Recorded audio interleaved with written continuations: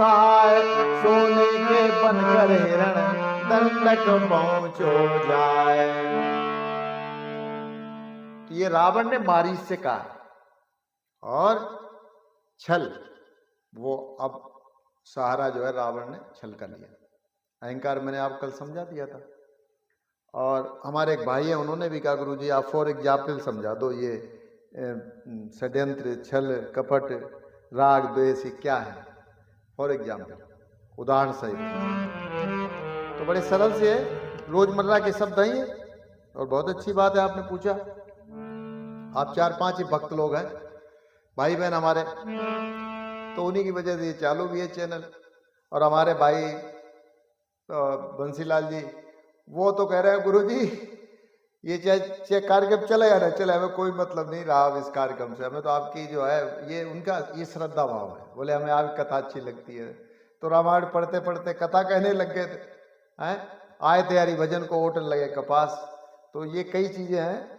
बड़ा भी अगर कुछ छोटा मोटा ये क्या ज़्यादा टाइम का अगर बन जाता है वीडियो तो उससे कोई फर्क नहीं, और कम का बनता है तो भी। लो मैं डिटेल आपको समझा देता हूँ। षड्यंत्र तो कल बता दिया था, छल ये रहा आपके सामने।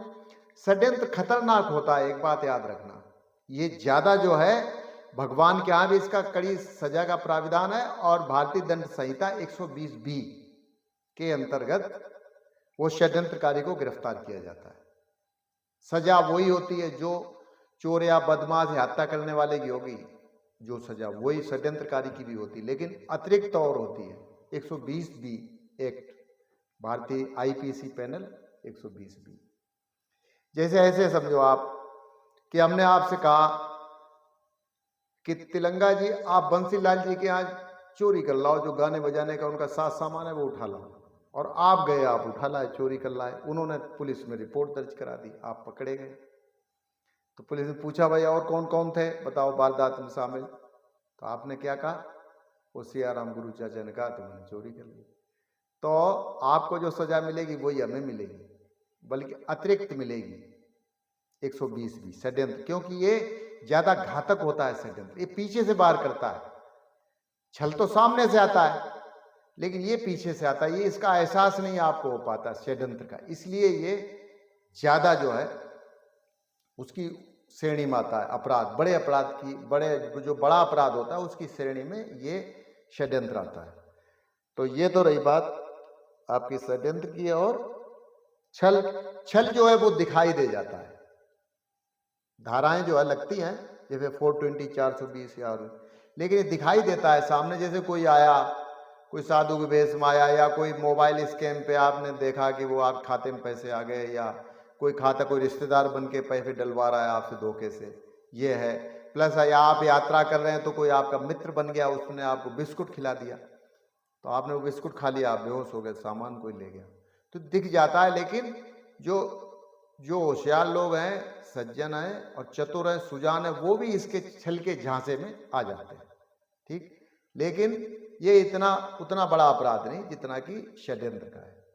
और ये तो हो गया पहला। दूसरा है षड्यंत्र हो गया, छल हो गया और कपट हो गया। कपट का और बता देता हूं। कपट का मतलब ये है कि जैसे मान लो सुनीता जी ने जो है ना वो किसी को सब्सक्राइब किया, उनको किसी ने कर दिया। अब क्या हुआ, उन्होंने तो अपना वोट दे दिया, लेकिन जिसने उनको वापस फिर अनसब्सक्राइब कर दिया उसने अपना एक वोट बचा लिया। तो क्या ये भी कपट कहलाता है, इसको कपट कहते हैं, धोखा देने को कपट कहते हैं इसको। ये तो कपट हो गया।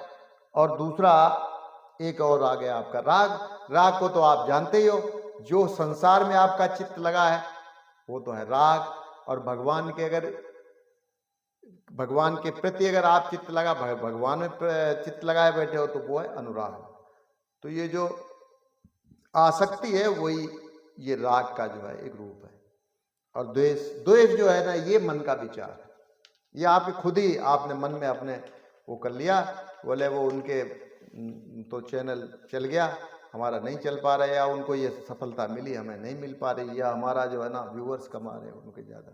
तो वो सामने वाला नहीं समझ रहा है आपको कि आप इस तरह से भाव रखते हैं, लेकिन आपके मन में अंदर ही अंदर जो है जलन, जिसे ईर्ष्या कहते हैं, तो वो द्वेष की श्रेणी में आता है। तो इस तरह से मैंने आपको ये कंसेप्ट जो है आपका ये पूरा कर दिया। अब आपकी छल की बारी है, तो ये 2 चौपाइयाँ भी सुनते चलें। मैं अस्त्र शस्त्र से सावधान, मैं अस्त्र शस्त्र से सावधान होकर पीछे से आऊंगा। तुम दोनों को बहका लेना, मैं उनकी नार चुराऊंगा। यो नाक कान के बदले में जब नारी छीन ली जाएगी, तो 2 दिन ही में बच्चों की है बुद्धि ठिकाने आएगी। सुनते ही लक्ष्मण राम नाम बारी मारी उदास हुआ। आ पहुंची मृत्यु निकट उसकी, मन ही मन ये विश्वास हुआ। बोला भाई मेरा कुंवर, सचमुच ऐसे बलधारी है, सचमुच ऐसे बलधारी है। विध्वंस असुर कुल का करने, ये उसकी बुझी कटारी है। विध्वंस असुर कुल का करने, ये उसकी बुझी कटारी है। मुनि कौशिक की यज्ञ की रक्षा में करने वे दोनों आए थे, करने वे दोनों आए थे। उस समय उन्होंने कुछ कर्तव्य ऐसे मुझको दिखलाए थे। उस समय उन्होंने कुछ कर्तव्य ऐसे मुझको दिखलाए थे। जिनकी याद के आते ही सारा शरीर थर्राता है। छल बल कुछ करता काम नहीं, जी रह करके घबराता है। फेंक दिया था बाण से मुझे 100 योजन दूर, कई हड्डियां हो गई तब से चकनाचूर। तो मारीच का पहले भी मुकाबला हो चुका, सामना हो चुका था प्रभु श्री राम से। जब विश्वामित्र जी इनको लेके गए थे राम लक्ष्मण को यज्ञ की रक्षा के लिए, तो कौशिक ऋषि के आश्रम में यज्ञ का आयोजन हो रहा था और ये व्यवधान जो है ये पैदा करते थे असुर।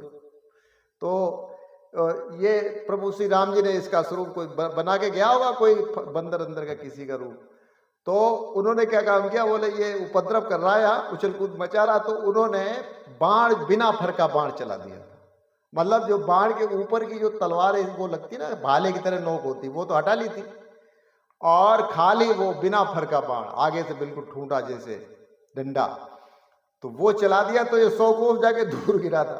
तो वही ये कह रहा है कि तब से हो गई हड्डियां मेरी चकनाचूर, और रह रहे के छल बल कोई वहां काम नहीं करता है, और मैं बहुत घबरा रहा हूं और मेरा सारा शरीर जो है उनके नाम से थर्राता है।